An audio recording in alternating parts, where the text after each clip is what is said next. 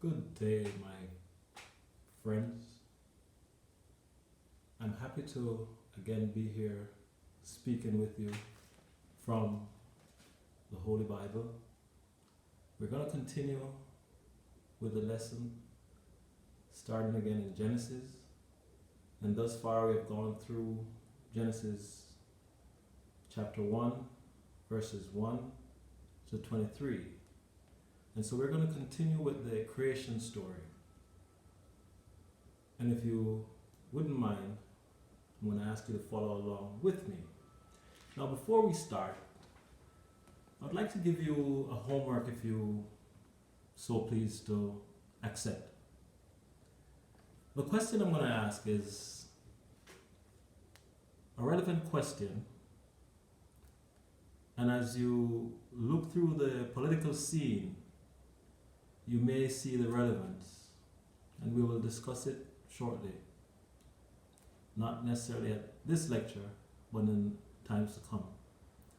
But I want you to consider the question, is God pro-choice? Or is God pro-life? Or is God both? I would like, if you could, to substantiate your answers with biblical texts.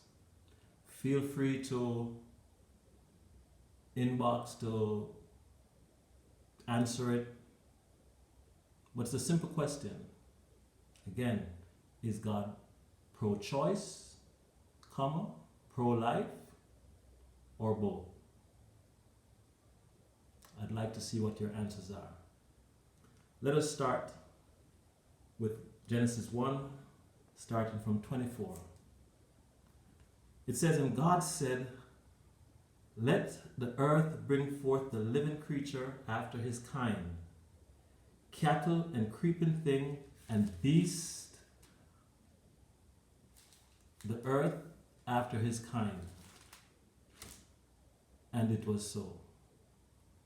And God made the beast of the earth after his kind, and cattle after their kind, and everything that creepeth upon the earth after his kind. And God saw that it was good." So here we have some part of the day, and we've finished the 5th day, so we're now on the 6th day. And God said, let us now call into existence the animals of the earth. And the Bible specifically says that the creatures were called in after his kind, the cattle and the creeping thing, and the beasts of the earth after his kind. And it was so. After his kind is actually giving us a sense that there were pairs, or there were more than one. And each had an accompaniment after his kind. Said God made the beast of the earth after his kind in verse 25, and cattle after their kind, and everything that creepeth upon the earth after his kind. Again, trying to expand on the beauty of creation and the variety and what we actually see. We start off with, for instance, an amoeba, and as you continue up the spectrum, the complexity of the animals continue. The variety, though, is what is so amazing. When you look at dogs, for instance, there's so much variety.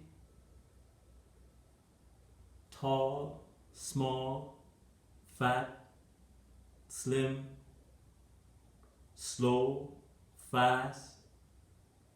As a matter of fact, you find that people who love pets, let's say for instance a dog owner, they go out and they will look at a dog and they will bite based upon the appearance, the characteristics. And many times after years, you'll find that when you look at some pet owners and you look at their pet, they almost look alike. Their temperament is alike. You get someone who doesn't like to exercise, and after a while when you look at them coming out with their pet dog, you can see that even the dog doesn't like to exercise. Such variety. When you go to the zoo and you look, it's an amazing. The interesting thing is that we have fallen in love with creation to some point where we even destroy it to try to preserve it. You'll see people go out and they will hunt a majestic lion to make it a trophy on their wall, to suck out the life so that they can see it on their wall. But anyway, that's what God did on the sixth day. But he wasn't finished yet. Verse 26 says, "And God said, let us make man in our image, after our likeness, and let them have dominion over the fish of the sea, and over the fowl of the air, and over the cattle, and over all the earth, and over every creeping thing that creepeth upon the earth." Now that's a mouthful. Let's try to dissect verse 26. First it says, "And God said, let us." The us actually is insinuating or is suggesting or is making us understand that there was more than one in the Godhead.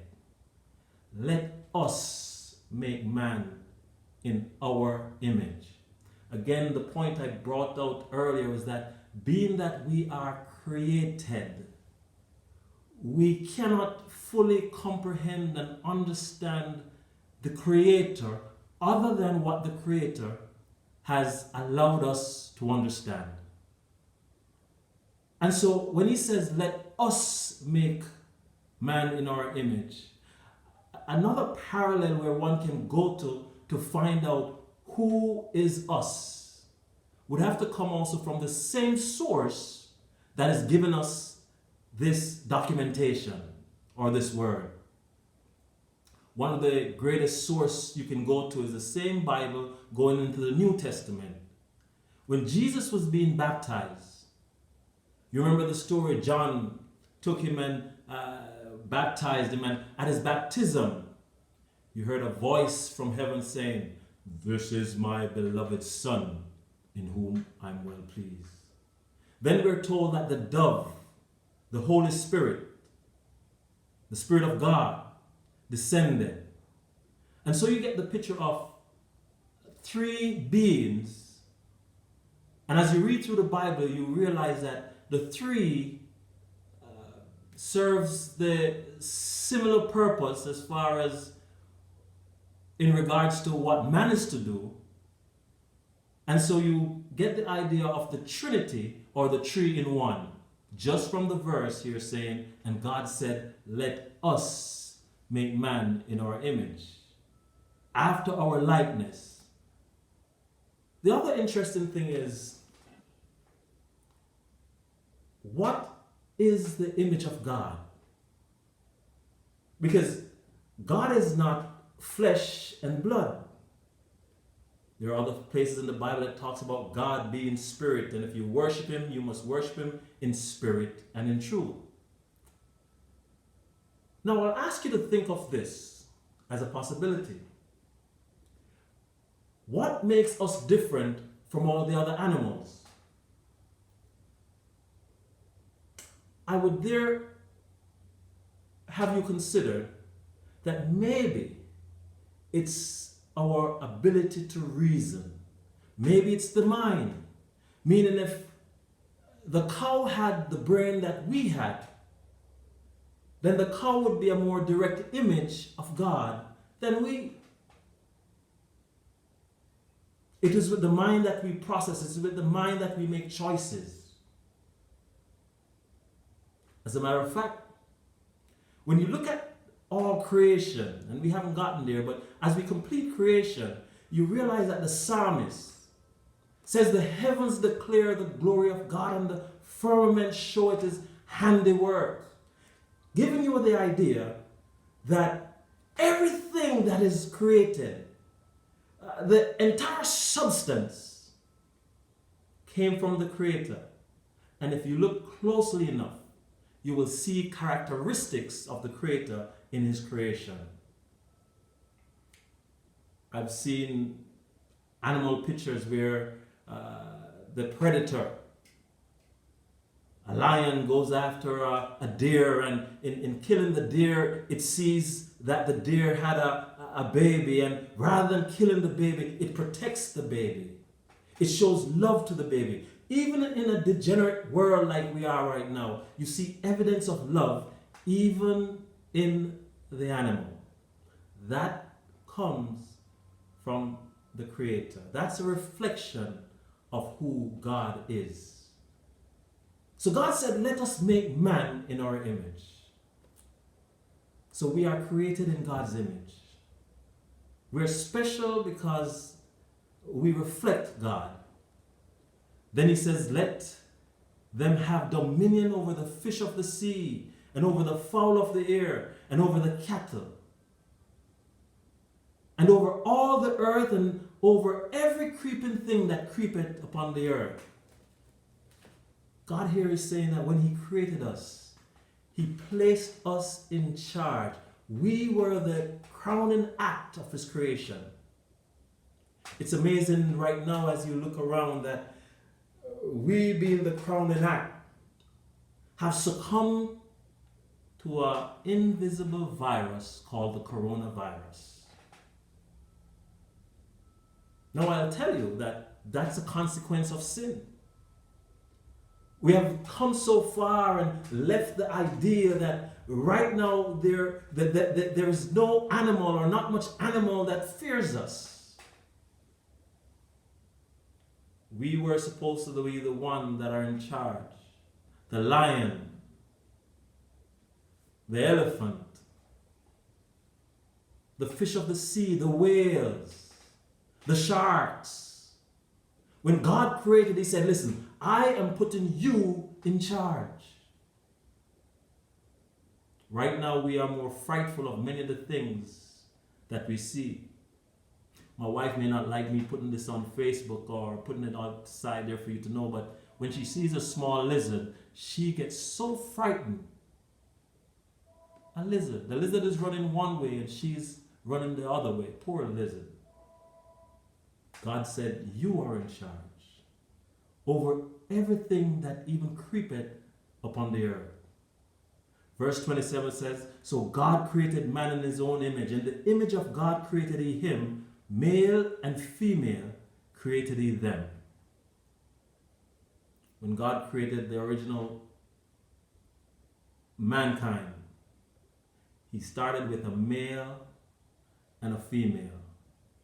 Verse 28 says, and God blessed them, and God said unto them, be fruitful and multiply, and replenish the earth, and subdue it, and have dominion over the fish of the sea, and over the fowl of the air, and over every living thing that moveth upon the earth.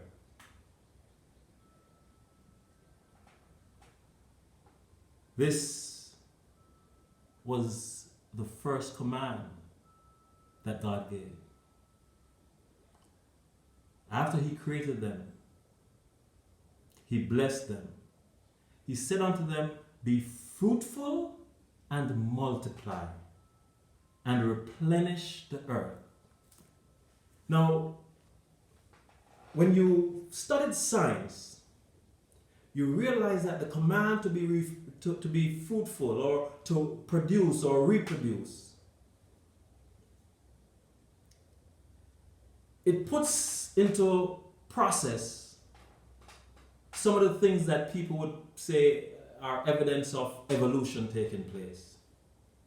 Meaning, myself and my wife, when we get together, we produce. My son or my daughter, they have characteristics of both of us. It almost would seem as if they evolved. Their genes came from a combination of both of us. The other interesting thing I want you to consider as I'm finishing now, I try not to be more than 15 minutes, is that there were certain animals that were not in the Garden of Eden. Why do I say that? Because there are certain animals, they are a byproduct of two different animals, and so they are infertile when they come into being, like a mule, a donkey, and a horse. And you can go home and do some research and you'll find that there are other animals that are not able to reproduce because of they came about not from each animal procreation from its kind, but from separate animals coming together. And thus, my point is, that animal was not an original product of creation, and so it fails to be able to reproduce. Again, remember the questions that I asked in the beginning, and I look forward to coming back to you as we continue to go through Genesis. Remember, you were created in God's image. Thank you.